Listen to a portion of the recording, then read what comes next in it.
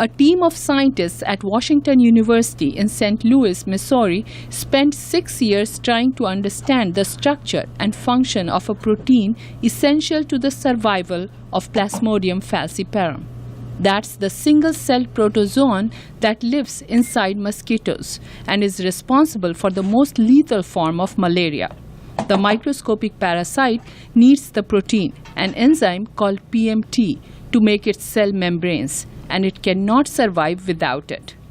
Dr. Joseph Jez, who led the research team, says cracking the code of PMT's design is like finding malaria's fatal weakness.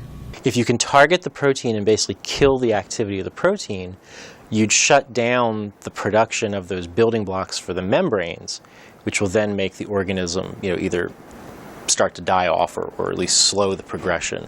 Dr. Jez and his colleagues used a complex and painstaking method called protein crystallization to view PMT's molecular structure in 3 dimensions. He says the method was critical to their study. If you can understand what this what the molecule looks like in 3 dimensions, you can start to design or develop pharmaceuticals that target it specifically.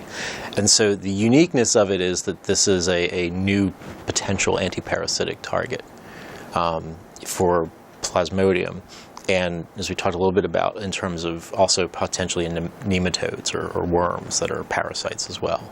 Dr. Jez adds that because Plasmodium PMT is not found in human cells, any drug that targets the protein could be safely administered to humans.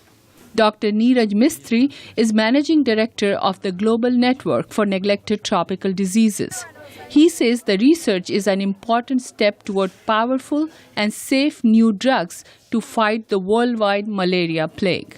It opens the door to developing new drugs that affect specifically that parasite, that will not affect the host or have severe side effects, but it only affects the parasite, which means that upon identification of that pathway, we might be able to come up with a unique drug that actually affects that malaria parasite. The work of identifying compounds that target the Plasmodium PMT is just beginning. But the Washington University research provides new hope not only for new anti-malarial drugs, but for compounds that can destroy a variety of disease-causing parasitic worms, as well as weedy plants that all depend on the same PMT protein. Vidushi Sinha, VOA News, Washington.